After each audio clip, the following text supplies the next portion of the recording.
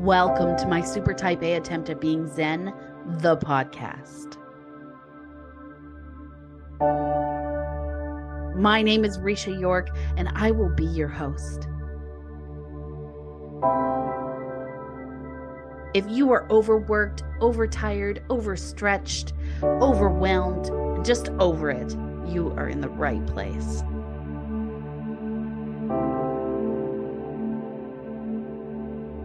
We like to say we are currently working towards Zen-ish. I'm thrilled that you've joined us. Let's see who will be supporting us on our path to Zen today.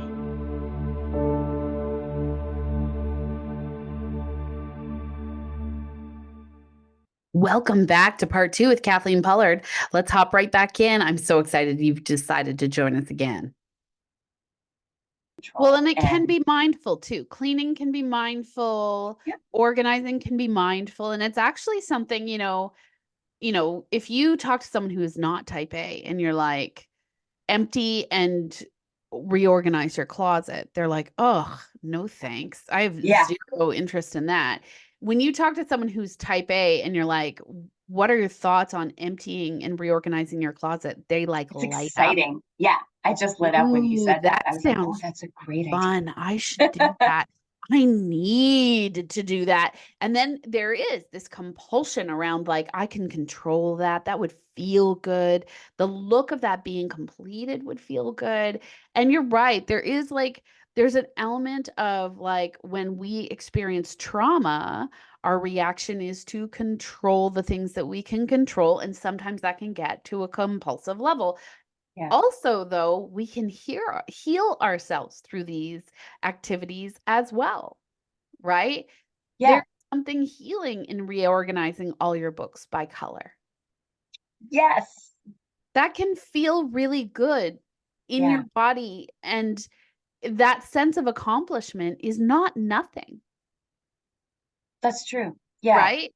Yeah. And so while it may also be a symptom of a bigger problem, it's not necessarily a super unhealthy way to parse those feelings. And you can actually kind of do them at the same time. So for me, like, I'll be like, oh my God, I have to completely reorganize my closet. And I'm like, why do I feel like this needs to happen right now? So right away, that's the indication. It's the red flag, like, okay, something's out of joint. Why do I feel like this has to happen? It doesn't mean I'm not going to do it. It does mean that there's a deeper issue here, and I should understand what it is. A lot of times it comes back to trauma or sense of loss of control or something along those lines where I'm like, okay, like I need to control my space for safety, for control my space for ease and peace of mind. Okay, why do I feel like I need that? Because I don't feel peace of mind at the moment. Right? And so if I parse it while I do it, like I'm doing this because I'm sad and I'm sad because this happened and this is beyond my control. But what I can do is bring some order and some beauty to make my peace of mind more front of mind. I like that. Yeah. Right? And it's not like there's nothing wrong with relaxing that way, if that is what you find relaxing. Yeah. And I think part of what, as a type A person, I'm sick and fucking tired of people telling me to have a fucking bubble bath. Like, listen, a bubble bath is fun for me for 20 minutes. I don't want to sit by myself in a room full of bubbles for longer than 20 minutes. That doesn't sound fun to me. Reading a book. I love to read a book, but it has to be at the right time. And it has to be in the right environment. And trying to read a book surrounded by, super manic children, that's not relaxing. You're constantly being interrupted. Like, just, it's not. And I try and read before I go to bed, but I fall asleep because I'm exhausted. Right? Yeah. So people throw all these things out there that are, I guess, meant to be band-aids or healing for quote unquote everyone. but they're not. And I think having that really good understanding of who you are and what you're about, right, helps you Yeah. understand what is healing for you. And I think type A people, we heal differently than other people. Yeah. Yeah. That's really true. I hadn't thought about it in that way before, because it's something that like I feel like it's interesting because like I take a lot of pride in my home and the things that I have achieved by Yep. being type A and by being like, nope, I'm going to finish this right now. And this goes here. And this is this. I'm very proud of what I've accomplished in terms of like, the, I also feel embarrassed by it Ooh, because tell I me more about feel, that. well, because I feel like when I go, let's say I go into a different person's home that isn't as, you know, laid out as thoughtfully as my place is. Yeah. It's their space or whatever. But maybe it's like I have a wonderful friend who's in her late 20s and she's lovely, awesome human. When I go to her place, it's so cluttered. And it's because she's at a stage of her life where she's still finding herself. And I get that. I know that. I remember being that girl in my 20s. Yep. My space looked exactly like hers does now. Yep. Um, so I sort of like take that in and I'm like, man, am I just so uptight? Like, am I just so uptight that like I would never live where like my dresser didn't match my friggin' bookshelf? Like I've developed these kinds of standards, Yeah. I guess. And there's nothing wrong with standards, but I don't ever want that to come at the expense of just And that acceptance and chill and like going with the flow and like being. And that is the two parts of you at odds, right? Like that's the part that Yes. needs the order and the comfort and the safety, and also the part that's like, fuck it, let's do anything we want. And Freedom and creativity those drives me. two Yeah. women live in you. I feel that tension all the time, Yeah. right? It's like I completely understand that. I have these days where I think like, I want my space to be nice and clean and whatever. It's like, yeah, but I also have young kids. So like, so what? Maybe I spend Yeah. instead of 2.5 hours on a Saturday detail cleaning my house, maybe I spend that time with my kids, like goofing around, watching a movie, hanging out, whatever it might be. Clearly, they're more important to me than mopping. Of course. But there does come a point where I hit my tipping point, right? Like I don't even go in their playroom. If I go down there, I feel like I'm going to hyperventilate. It's like because they just that it's like it's everywhere and they don't feel the value of putting things back. And I'm like, like I'm in that space and it makes my brain feel itchy. Like it's very uncomfortable. Yeah.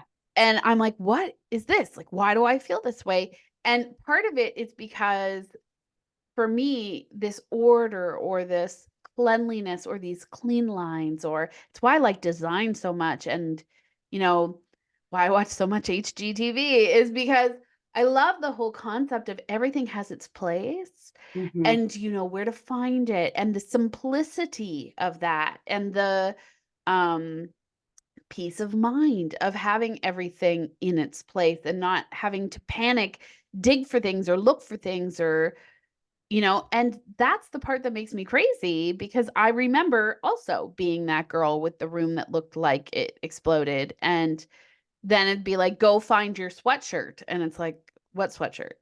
Well, the one you have to wear to the thing. And I'm like, well, I don't know where that is. Well, go find it. And it's 20 minutes of panic and insanity. I Yeah. don't like that feeling.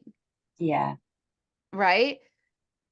And also, there's like some gross stuff that happens when you leave messes and things go unnoticed. Like the amount of half empty milk cups I've found in my basement that just Oh no.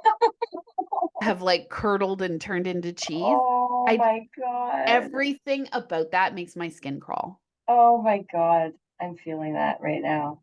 It's Oh, children. awful. Right? So there are Not repercussions a fun to surprise. living in that space of like freedom, do what you want. It's like, yeah, and like I don't want bugs or mice or creatures living in my house other than us, right? And Yeah. also, if I walk through my kitchen and it's sticky, Mm, ew. yeah. And I'm not going to lie to you, that's part of the reason I'm okay with getting the dog. Yeah. You might never have to clean your floors again. It, when we had a dog, I think I mopped the floors twice ever. Wow. Like in 12 years that she lived in our home, Amazing. right? Then the dog passed away when my oldest was about a year and a half old. And we had a second child. And I remember before I had Fox, a mom friend of mine was like, "Oh, I have this great hack for making sure that you don't get stuff all over your floors. You get a clear shower curtain and you put it on the floor under their high chair." And I'm like, "Why would you do that?" And she's like, "So, because they throw things and stuff." And I was like, "Oh, I have a dog. I have not noticed that to be an issue at all." And then we had our second, and I was like, "Oh my God." Like Cheerios spaghetti everywhere. sauce in things I never thought I'd have to clean them out of, like Yeah. Yeah. yogurt, fruit squished across the floor. Like Yeah. now I got to figure out how to get that out from under the table. I'm on my hands and knees under the dining room table trying to scrape an old blueberry off and like get the juice out from the grooves of the if when we had a dog I never had to do that. Yeah. No, Mina took care of it beautifully. So I'm hoping YOLO pulls his weight. I'm suspecting that if he's a dog, he'll know what to do. We were joking if we'd gotten another dog we were going to name it Roomba. Oh, that's awesome. I couldn't get the kids on board with it. They weren't feeling it. Okay. Oh my God, I can't wait to meet him. Seriously, I'm losing so my excited. mind. Yeah. I'm so excited. Um, so yeah, I mean, I think that's a really good point. There's so much there's so much that happens in our lives that puts us in a place where we feel like when we can control our controllables, it makes us feel more confident. It builds us up a little bit. It feels like a security blanket. Yeah. I don't think there's anything wrong with that unless it gets to the point of being obsessive. Yeah. Yeah. When it disrupts um what feels like a more normal, relaxed flow of things. Because again, like we said earlier, the purpose of the type A activity is to bring happiness and Yeah. calm and like fun. So if it's about the chore and not the result of the chore or the task, then that's when you're in an obsessive loop. That's it. And so, like, I think of it like this, and it's been pitched to me before by a therapist, but I like to reframe it in a different way now. So, my therapist had pitched it to me. Imagine you invite six of your favorite people over for dinner. Okay. What are you making? And initially I was like, well, oh, I love this idea because I love to cook. So I was like, ooh, dinner party. I'm like, Mm-hmm. well, I guess what I'm making is like I'd ask around, see what everybody's favorites are, and like try and make something that it everybody likes, or at least a part of it that everyone would like. Make sure there's no dietary issues, lottie, lottie, lottie. She was like, okay, cool. What if you just ordered pizza? And I was like, you don't invite people to your house to have pizza. That's weird. And she's like, why? And I'm like, because they're expecting me to make them dinner. If I invited them for dinner, they're expecting me to make dinner. And she said, who's expecting it? And I was Wow. like, oh, she's like, so do you think your friends are coming only to eat the food that you're cooking? Wow. And I was like, no, She's like, okay, so let's posit that you invited them over and you ordered pizza. And I was like, oh, I'm so ashamed. She's like, no, now you're not living up to your own standards, but they're not there for the food. And I was Interesting. like, right. She's like, are you still having a fun night with your friends ordering pizza? And I was like, yeah, yes, yeah. And she's like, okay, cool. And what about the cleanup, right? So now I start to think about this like, if I spend time and energy making something that I'm excited to make, and we have friends over for dinner, one, I have these conversations with myself, and my husband actually chimes in pretty regularly. Are you doing too much? Are you doing too Uh-huh. much? Uh-huh. Do you Yeah, have higher expectations of yourself right now than the people who are coming to this house? Right? yeah, It's a good reminder. And then once they're here and we're enjoying it and it's like, "Oh, this is delicious, Risha," and I'm getting that like feedback that our type A cells just love like, "Oh, thanks. I worked hmm so hard on it," right? Then it's like after dinner, I used to be really like everything has to get cleaned up and put away and put in the right spot. And now I'm like, nope, this is actually the reward. This time with these people, that's the reward. That's what I'm here for. So yeah, all these dishes, they could sit here overnight. yeah, I don't care because it's taking the time away from the actual reward. yeah, So part of it is really understanding too, like why am I doing the thing that I'm doing? Is it actually serving me? Right? And then what's the reward? Like you said, we're always trying to make things as type A people more fun or yes, easier or more efficient or it's more leading enjoyable. to the good thing. If you're at the good thing, like sit the fuck down and enjoy it, Right. Like this is what you've worked for. right? Experience it, appreciate it, And it's take it like in. the Yeah. joke with entrepreneurs, like we're never happy. It's like, oh, I did the thing, but now I got to do the next thing. I did this thing, oh, but now I got to do the next thing. Like stop, pause, celebrate. Your brain has been waiting for this reward. Allow Yeah. your brain to have it.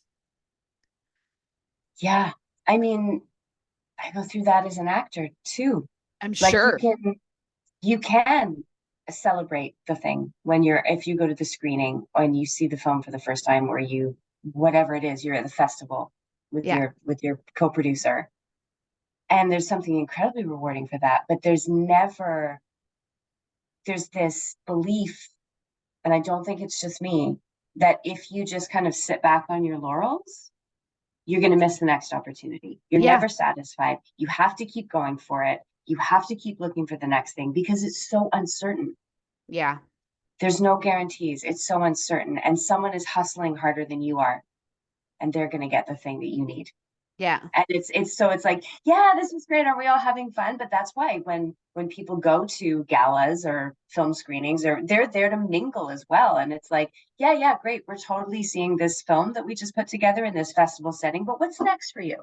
Yeah. That question comes up so much. You're talking to other filmmakers. Oh, like, what are you about? Well, maybe there's a collaboration here. Like, you never turn it off. And I know that you do this as well as an entrepreneur, as a This is my networker, life. Yes. right? Like, even if you're on a retreat somewhere, you're going to a conference or a workshop with someone you really admire and you're listening to them speak and you're enjoying it, you're also scanning the room. You're also like, who should I be talking to? Like, it doesn't turn off. So last June, I went to the Women of Influence conference, and it was the first one I'd been to in years. And I was very excited to go, and I spent way too much money on that ticket. But Lisa LaFlamme was speaking, and I really wanted to hear her speak. And I thought, this is such a great opportunity. And I wanted to get in the room with her and with other people. So I paid to have like that VIP level, like access to everything, whatever. And I was so in the moment when I was watching the speakers, and I was really enjoying it. But you're right. There's this like itchy thing in the back of my brain the whole time being like, who do you have to meet when you're here? Who should you connect Mhm. with? Who do you want to continue to keep in touch with? Who, right? And so I was kind of like scanning the room, seeing who I should talk to. And then at the after party, like when it was over, there was like a VIP cocktail thing. And I went up to it and I had to drive home that night. And the super type A me was like, go home. It's going to be the longest drive and you Right. want to get on the road. But I'm like, you paid a lot of money for this ticket. Get your ass up to that room and meet some people. So I got up there, I met some people, I went through the lineup, I had my photo with Lisa, we had a little chat, it was super cute. I also talked to the chief editor of Chatelaine Canada magazine. She was so fascinating, Wow. such a great conversation. I had a conversation with this woman in police forces. She was fascinating. That was so interesting. And then I was like, oh, I have to go to the bathroom. I'll hit the bathroom and then I'll leave. Like, that's it. And then I was like, in the bathroom, hearing these women talk. And then I was like, no, you have to go back. Like, you should be in this room until the last person leaves. Mm-hmm. Mm-hmm. This is an opportunity you gave to yourself and you should use every last second of it. Right. But then Yeah. type A me is like, get on the road, get on the road. And it's like, at this point, I might as well wait out rush hour. Yeah, of course. But What's an extra this is hour? constantly happening in my head. Like, what are the risk reward, risk reward? Well, I could be stuck in 3 hours traffic trying to leave the city. I could meet someone who, would really benefit not only my career, but my practice and maybe make a connection that is lifelong and important and empowering. And which is more important? Yeah. And it's this all the time, all the time. It never lets up. This is, I think, the like curse of the type A person is that conversation around risk versus reward. It's all the time. Yeah. If I Wow. blow off vacuuming my living room, what does that mean? What am I getting as a reward for not doing this thing? What am I getting if I vacuum? Like, what are Yeah. the, Yeah. Risk reward. Wow. right? That's so interesting. Which I think kind of leads to my last question for you, which is, what's your method for keeping your neuroses in check? So when you are at that obsessive space, like how do you pull yourself out of it? How do you recognize it and be like, whoa, pause, something's up here? That's a great question. I think honestly, the antidote to that is human company for me. So like case in point, I actually hosted a dinner party last night and it was people I adore. There were 5 of us all together and we actually ordered in. So I didn't cook, nobody cooked. We just ordered in this delicious Moroccan food and ate it in my Mm. living room. And I used almost every utensil in my drawer, and I used almost every plate. Like it was, we fully like spread out, and there was dessert that I picked up for us afterwards. And like I glanced over a few times at the kitchen, and it was just like, nope, Yeah. compartmentalizing that. Like I'm not even thinking about that. I'm not even worried about what it looks like. I'm not even going to exist over there cleaning my kitchen right now. Like it's exactly what you described earlier. Like I'm just going to sit here and bask in the company of these people. Yeah. And when I'm present, I don't care Yeah. if there's cake on the floor or like, you know, that we're sitting on cushions on the ground. Like none of that matters Yeah. because I am getting my cup is filling up Yeah. with the people that I'm around. And so it doesn't always have to be a dinner party, but I think just like if I find myself getting really distracted by I'll find projects, I'll find house projects for myself where I'm like, Yes. oh, I need to replace that thing on that thing, or oh, that's a bit crooked. What if oh, well, now see, I have to just get that completely redone. Da, da, da. Like, it's like finding a little thread and pulling it and unraveling it, and then being like, oh, because I'm trying to fill whatever void is existing that I'm obsessing about this in the first place. And so if I can just stop that train, Yes. go out, even if it's like go for a 15-minute walk, grab a coffee on the way, Yeah. and like for me, okay, run an errand because you're gonna have to.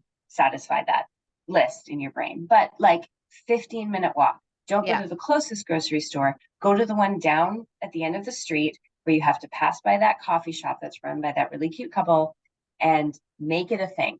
And Yeah. just get out of your Interact head, with other breathe humans. some air, interact with other humans, leave the house. And that tends to be a pretty good reset for me. Yeah. So by the Yeah. time I come home, I'm relaxed, and then I'm just like, I can do that later, whatever. Oh, look, here's this other thing that I wanted to do that's like interesting, or like, oh yes, I have to finish this for work, or whatever it is. Like getting out of that track, Yes. that obsessive kind of hamster wheel track that you can get into. It's about breaking that up in ways that don't derail you, or doesn't suddenly equate to you like living in squalor or neglecting Yeah. basic hygiene. It's just like, oh, I this is an extreme reaction that I'm having to this. I need to break the cycle and I need to go and find myself again. Yeah. And then I can come back and find the joy in that thing, and not the like neurosis and the like panic about it. Yeah. It's funny because I feel sometimes panicked about my home because there are things I want to finish or accomplish in because we want to add an addition, but it's also, Rick has asked me a couple times, like, let's pretend we don't ever get to do this addition. Are you just never going to be happy? Wow. And I'm like, okay, good point. So there are things in the house that I feel have to happen for me to be happy with this house the way that it is. Right? One is I don't want to share a shower with teenage boys. Yes. That's just a practical. Yeah. So we have a timeline of about 4 to 5 years to figure out how to get an ensuite shower into our bedroom. I have zero interest in Yep. sharing a shower with teenage boys. Don't want to Yep. do it. I need some level of sanctuary in my home away from gross boys. No offense, Yeah. men out there, but like we are now getting a boy dog. I wanted a girl dog. I am surrounded You are surrounded by testosterone, honey. on every level. Mommy needs an escape. I need a space that's mine, that feels soft, that is clean, that is neat and tidy, that is not covered in crap, that doesn't have their like whatever they have in there. I don't want that. I want my own space. So that needs to happen. And the bathroom space that we have outlined in the basement but not completed needs to be completed. I also want to put more light in my front hallway because I find it very depressing. So I want a door and maybe even a top light to bring more light into my front hallway. Now, those 3 projects, maybe will cost $50,000. Like if I was going to ballpark it, right? Or less, 50,000 or less. The addition, especially right now with prices the way that they are and what it's probably going to be closer to 50 to 300. So, in that number though, I can also do all those 3 things. So it's like I have these moments where I'm like panicked about wanting to get the 3 things that impact me the most done. And then I have these moments where I'm like, well, hold up, hold up, hold up. Like, I want to be present in my space. I love my space. I love my house. I love it. I love it too. It's so you. And It it's feels like beautiful. me. And we worked so hard. Like, we built this whole interior ourselves, right? Like, we really focused on the vibe we wanted to have and the feelings, and I focused on like fabrics and colors, and it's really important to me to feel comfortable and and supported by my nest, by home, right? Yeah. And make my home work for me. That's very important to me. And so there's also a security level in that. Right? Like, when I think about that, I'm like, okay, like, I was an only child, and my mother did the same thing. Mhm. Our home was like her sanctuary. This is the safe place.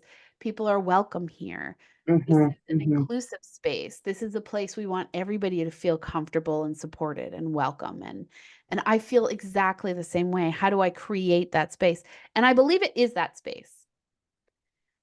But that whole concept of like you pull the thread and it starts to unravel, when I start to think about, like, we've done nothing to the fireplace when we moved in, it is out of commission, it had to be capped, it cannot be used.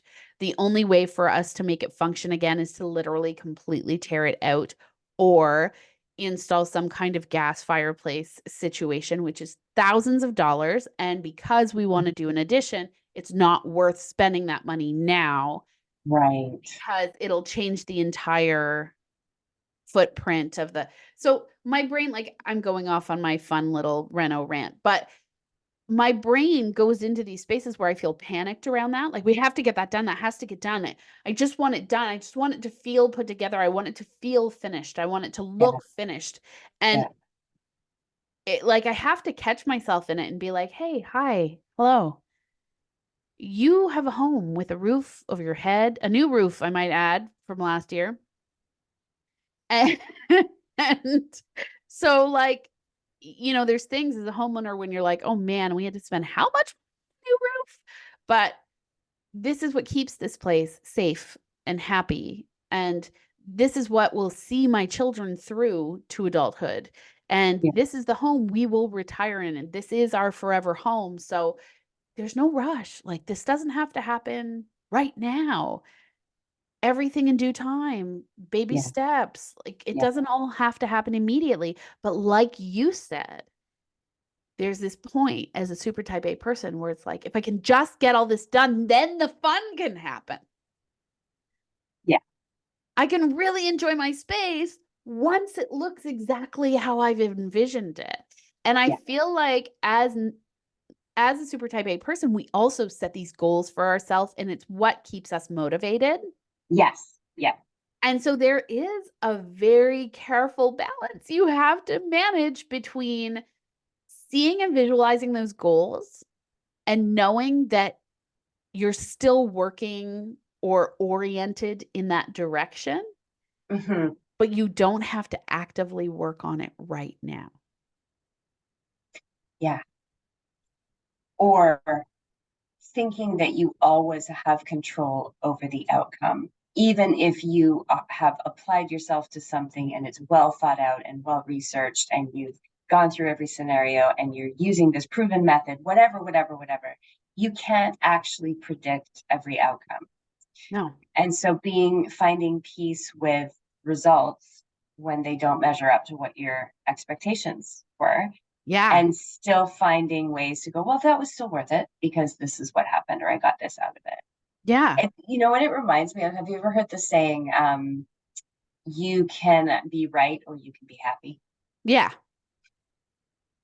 Yeah. Yeah. I'm constantly telling myself that if I'm like stuck in a mode of like, oh, I've just got it. It's like, well, you can be right because you're right, or you can be happy and just let it the fuck go. Yeah. And I think that's the biggest struggle is when you are a driven, motivated person and you have a goal you're working towards, you ignore the present because you're living in the future so much, trying to Yeah. get into those goals or reach those plateaus or whatever you're aiming for, right? That can be really challenging. I find that very challenging because I always have goals and I hit them and I'm like, whoa, that was a massively huge goal and I did it and woohoo, rock and Yeah. roll. And then I do things like, now I'm going to sign up for my master's. Like, you psycho, take a minute. Like, what? Right.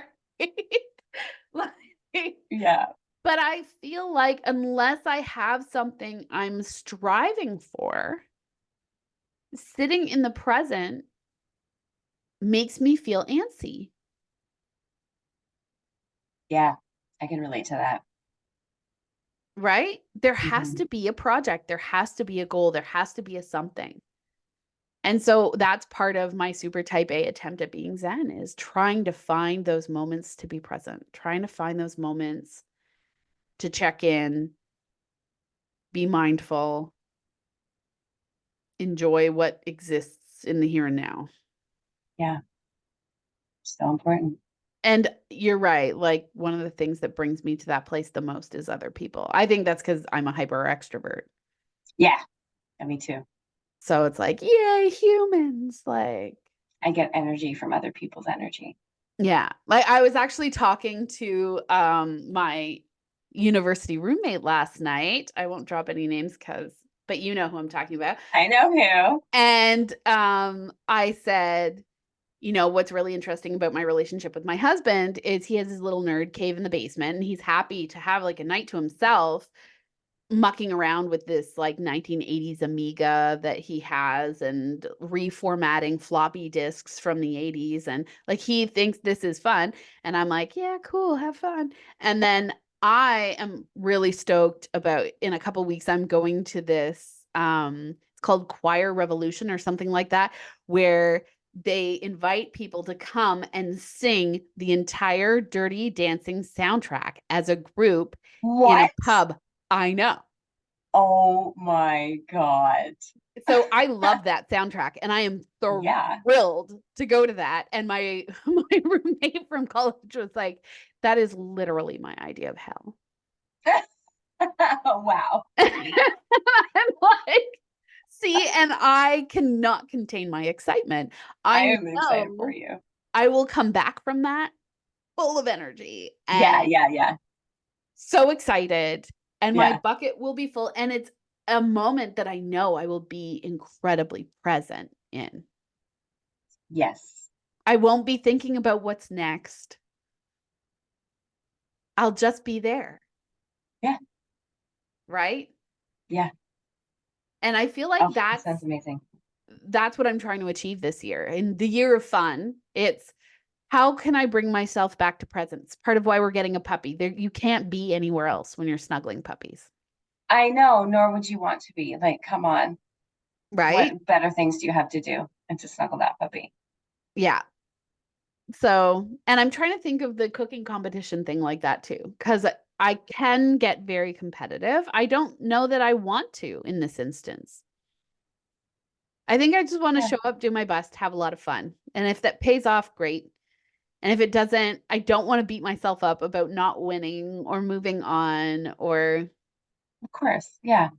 because I am hyper competitive. And if I put myself in that space, I'll spend the whole time being like, how can I beat them? And I don't know that that will serve my year of fun. I feel like that will just create anxiety. Yeah. How do you stop those moments, right? Like, how do you bring yourself back to present? Yeah.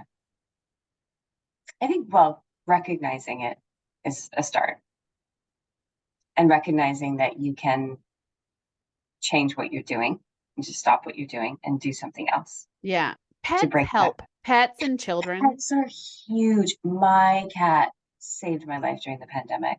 Yeah. He brings me back to reality Yeah. because every time I finish like cleaning the floors in my room, he uses the litter box. It's like he watches me do it and he's like, I know how to fuck this up. And he'll go and use the litter box and spray it all over the floor again. And I'm just like, you know what? Maybe I shouldn't be cleaning the floors right now. I can't get mad. No, No, just I being a think cat. I think that message is thank you so much for making my space neat and tidy so that I can use it. Exactly. He's like, oh, I see. This is ready for me now. Yeah. Then I could take a lesson from that too, you know. Yes. I could talk to you for 700 hours, but our I time is know. wrapping up, Yeah, if you can believe it. I know. That was fast. It was really Um, fast. but it's good. I feel like we covered some really good ground. I think, you know, And like, and maybe the audience out there will hear this, but you're not alone, yeah, right? As a super type A person, you're not alone. You're out there dealing with these internal conflicts. We are too. It's a forever thing. It's not going away, but you do yeah, learn to deal with it in a more effective and efficient way if you practice doing that. yeah, and sustainable way. healthy Yeah. and sustainable way. Where it doesn't drain you. Yeah. Right. And that's the ultimate goal, or at least of this podcast, is find more peace. Find more peace. Some people hate the word balance, but balance doesn't mean everything's 50-50. Sometimes it means you go hard for 2 months and then you chill out for 2 months. Like, it literally is a matter of just prioritizing and understanding. And I hope people took that away from our chat today. What do you hope people got out of today? What's the point you feel like you want to leave with people the most? Well, I think it's along the lines of what you said earlier, that these type A rituals and habits that we have can actually be engineered to bring peace and joy. And that the purpose of it, the goal of it is not to create, rigidity in our lives. It's not to control every little thing. It's to find the best path to happiness and freedom. Yeah. And so I think it's just about striking that balance. Everything has to be about balance. So if what you're doing brings you joy, keep doing it. Yeah. If you find yourself being overwhelmed by a sense of responsibility or outcome, like having Or a it's specific outcome, self-destructive. or it's self-destructive, take a beat. Do something to break the pattern from, Yeah. even for 10 minutes. Go do something else. Just regroup, cultivate the awareness around it.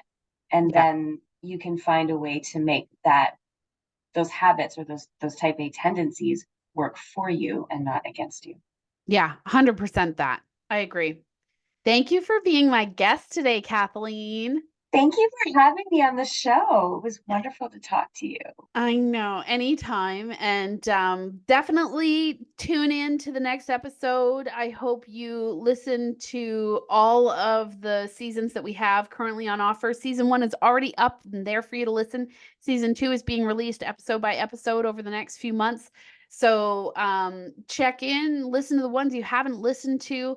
We wish you a day of peace and love and balance and all those goodies. And if you are type A like Kathleen and I wish you a clean home.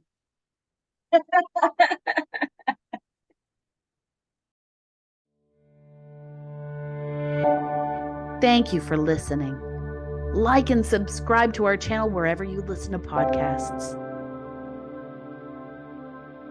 Visit www.yorkmotivational.com for more information on my Super Type A Attempt at Being Zen, the coaching program, Lead Without Permission, or visit our contact page to reach out to Risha.